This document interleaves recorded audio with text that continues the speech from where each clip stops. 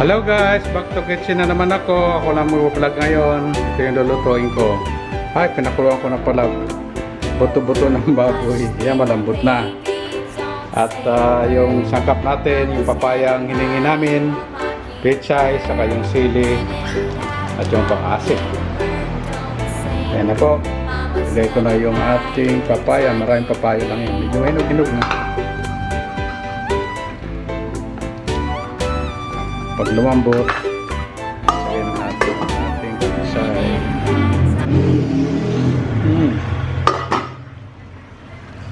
Luto na po yung ating papaya. Ilagay na po natin yung pechay.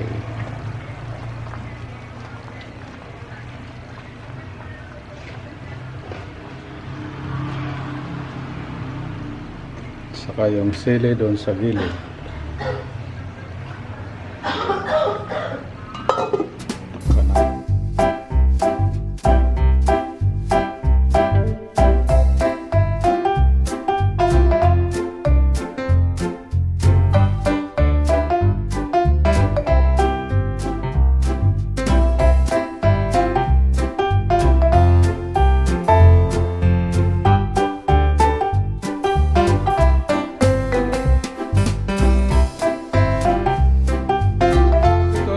Ating buto-butong sinigang na baboy, sarap yan, oh.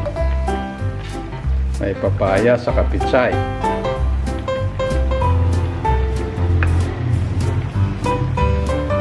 Malaman siya. Pinili daw ito ni Mama Dabaw. Yan, malaman yung buto-buto. Ito para sa kanya. At maraming gulay. Ito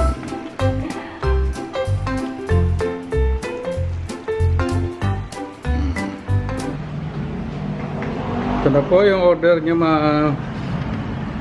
Dami. Ba't ang dami? sinigang. Try ka na rin. Oo. Ito naman yung sa akin. Yung ulam ko. Yan, oh.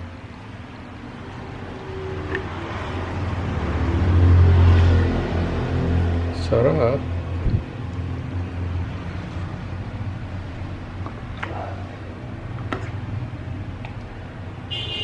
Kain na kami kahit maaga pa. Nakagutom na kasi. Kain na po tayo. Isang tipak na kanin. Sausawan.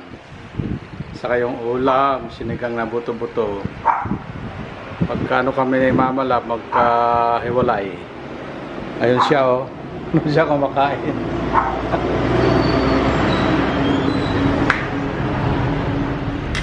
May konting ubo. Kaya nagsigang kami ng masarap na sabaw na buto-buto ng baboy. Ang lapit-lapit na naman niya. Ang sarap ng ano sabaw. Nakaginhawa. Sa akin lalamunan ko. Thanks, pa. Welcome. Higop dyan. Oho. So, kain ka na. Hi guys. So, ayan. Ako. Nakakain kami kanina. Maagang-maaga ni Papa. Ako naman guys, sobrang ang sama yung pakiramdam ko. Magpapahingan ako, kaya lang meron naman itong mga bebe. Ano gusto niya? Pagkain? Gusto niya ng pagkain? Kakain na kayo? Ay Diyos, nagugutom na yung mga anak ko. Ha? Gutom na kayo. Sandali guys, alas 3 na madaling araw. Eh, nakatulog na naman yung mga chikiting. Patayin ko muna yung ilaw namin. Oh. Ay, ganun pala. Kanina, mga buhay na buhay, gising na gising. Oh. Nalagay ko kaya itong rubber nila. Rubber mat. Dito kayo humiga. Dito kayo humiga. Sige na. Ulo lang ang umiyak. Ayun sila, magpapaantok muna kami. Masama pa rin pakiramdam ko, guys. So, see you later. Kalilinis ko lang ng cage nila, guys. Good morning. Ayan. At ano, yung kinakain nila, merong kalabasa, talbos ng kamote. Ayan, nilagaan ni Papa. Pinagsama-sama niya. Tapos, meron yung konting atay na, ano, na hiniwa-hiwa ng maliliit. Kain na, Cheddar. Kain na. Kain na kayo. Yung aga ako naglinis nitong ano ni... Wala na naman kuryente, kaya yung emergency light yung gamit ko. Sila Sky, kumain na rin silang aga-aga. Dali na, kain na. Shh. Ayaw niya nakikipag-agawan yun eh. Mamaya siya ang kakain. Tapos naglaban na rin pala ako ng mga latag nila dito. Ito malinis yan, saka ito malinis pang mamaya para dun sa mga ihi nila. Yes po. Isang mapagpalang umaga para sa inyong lahat. At syempre ang aking papsi, nandyan na naman siya sa kusina. Nag-request ako sa kanya ng arroz caldo. Ay, hindi pala. Arroz caldo. Ano pa? Arroz caldo. Arroz caldo. Punta ako doon sa baba. Ito, patayin ko kaya muna itong ilaw nila. Mamaya na lang. Medyo makulimlim, guys. At wala na naman kaming kuryente. Ito, maghapon from 6 to 6. Walang kuryente. Tiis ganda. Ayan, medyo madilim na dito sa kanila. Siyempre, nag-lipstick naman ang inyong inang Reyna. At dahil walang kuryente, putak-putak yan. Asahan na. Itong kumot, mangangamoy na naman siya. Ay, nako. Kailan pa ito nakasaksak kagabi? Akala ko nakalimutan mo kagabi na isaksak. Ito yung kanyang lulutuin na manok. Akala ko kulang pa yan eh. Bibili pa sana tayo.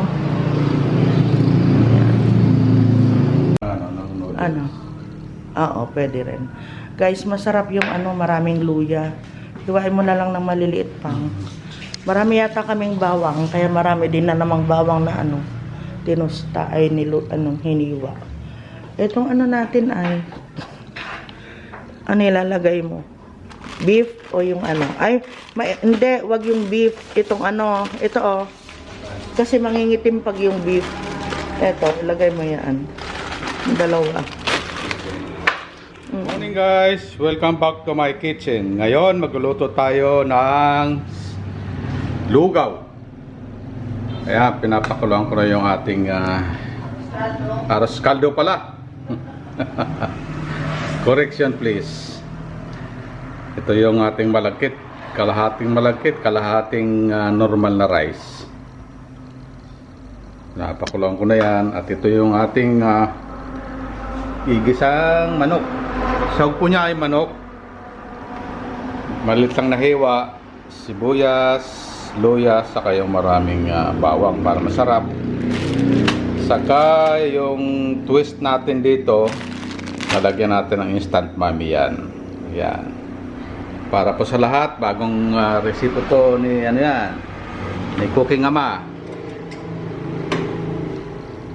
Ano na po yung mantika natin, pwede natin lagay yung ating mga sangkap.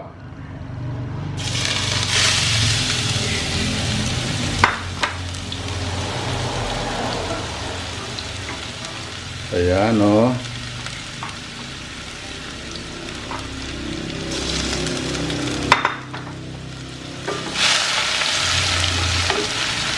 Pwede natin konting camera para hindi mag-moist. Ganon-ganon lang hanggang sa medyo matosta na natin yung ating mga sangkap na yan. At pwede na natin ilagay yung ating manok, sangkot siya para mawala yung lansa. Yan po naman yung style ng mga Pilipino eh. Gisa-gisa.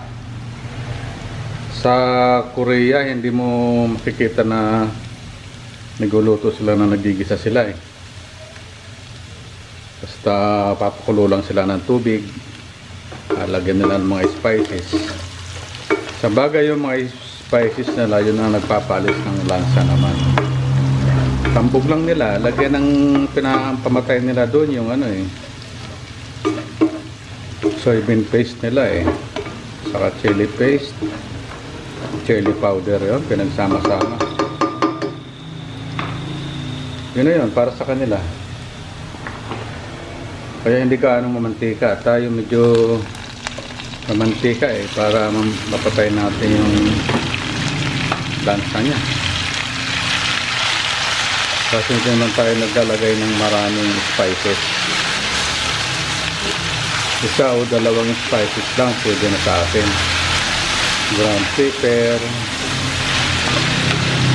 o yung turmeric, naglalagay din tayo minsan. Tapos na, ganun lang.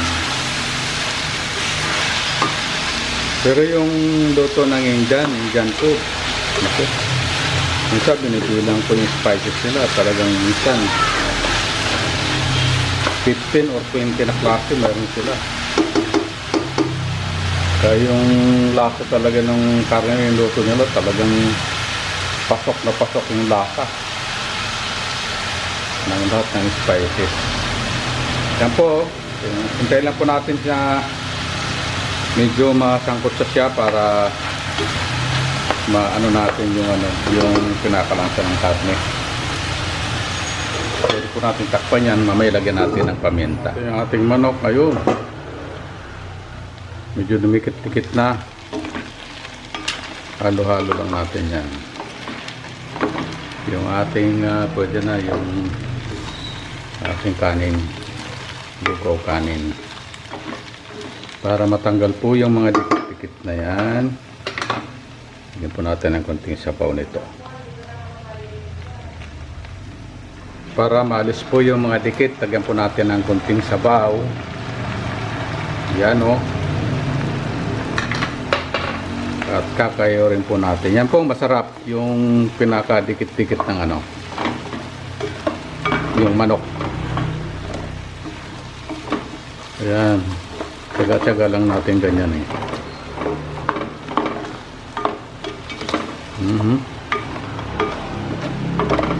Makukuha naman oh. Yan. Balikan po natin yan mamaya. Yan, okay na po yan. Nilagay natin yung ating chicken. Diretso na dito sa ating kaldero. Yun oh.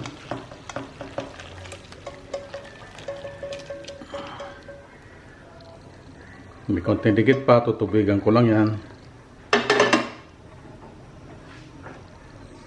Konting halo.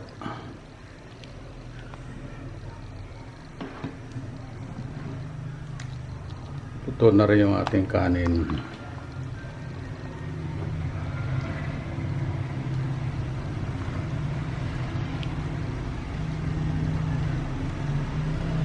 Sarap yung lugaw, di ba? Yung may yung may mga tutong-tutong na pinag-isahan ng tutubigan natin yan. Yan, no? Ito yung pinaka-twist natin, yung merong chicken noodles. Instant mami pala. Yan, no?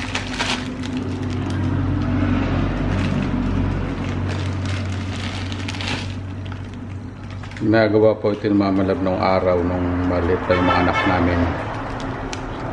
Gusto nila dong to sa kanila chain.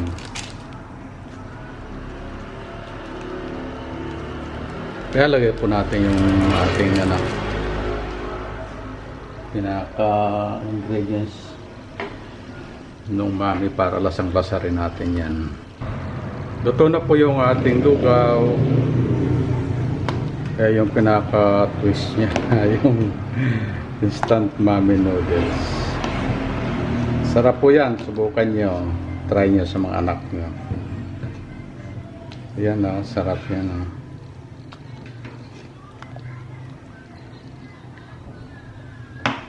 Patayin ko na po at mag-deliver tayo sa ating customer.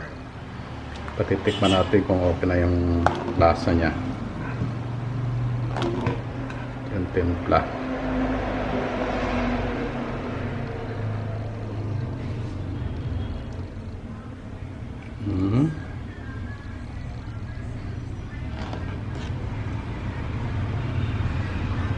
Ganda ng texture ng lugaw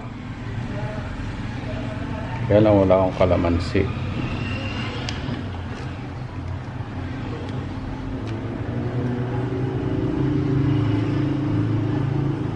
Yan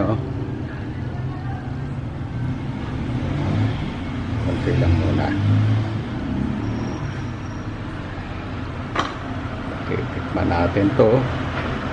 Titisting natin yung kanya lasa. Lugaw.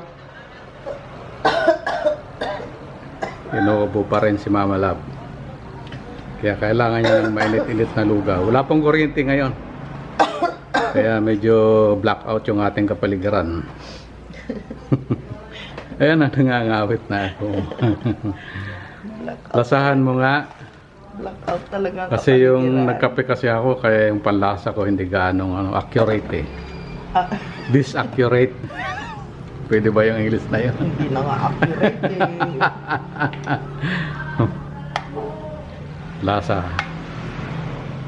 Okay na. Kung matabang or... Okay. May kulang. Pasado ano? Pasadong pasado. May kulang. Ano? May kulang.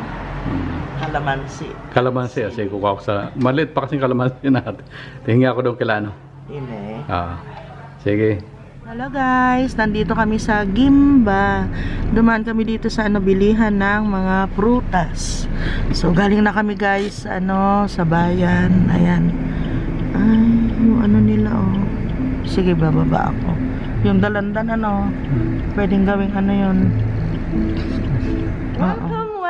Welcome to my kitchen. Bumili ako ng rambutan guys kanina. Tapos ito dalandan. Tsaka yung maliliit na saging, wala silang ibang saging yung saging unggoy, sabi namin dito sa amin. Tapos ito yung yung gamot, puro gamot yan guys. And ano pa ba yung andito? Meron kaming magiging bisita. Bumili kami ng soft drinks. Ayan. Mas mura sa bayan ito, 71 lang, 2 litro na. Eto, 60, magkano? 62. 62. Magkano dito? 75. 70. 62 tapos dito 70. Skyflakes. Kay Papa. Tinapay. Juice. Kuday. Ano ito? Ay, karne. Opo, bumili uli kami ng karne pang sigang namin uli ni Papa. Tsaka tender juicy hot dog. Wala nang iba guys. Yun lang. Ay, ito pa pala. Yung aming palaman. Ayan, yun lang. Kala nyo, ang dami namin binili. Hindi guys, nagpagamot lang ako. Tapos, ito na yung mga gamot ko. Ayan.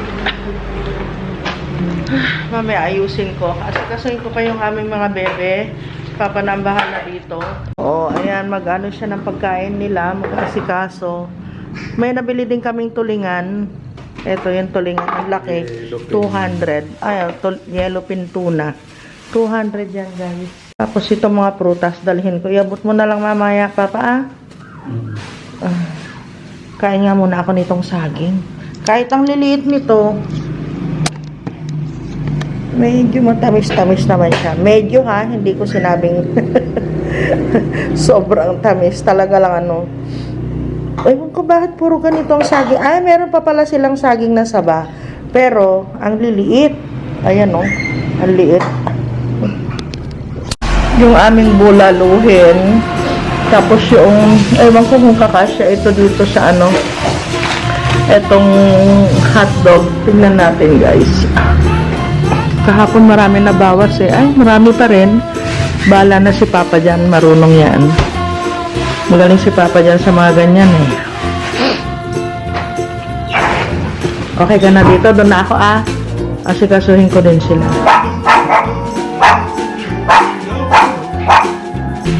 Hindi mo i-edit ako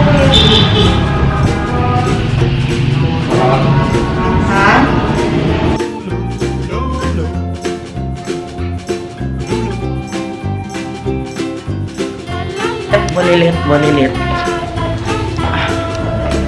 Wait lang. Hello! Hello!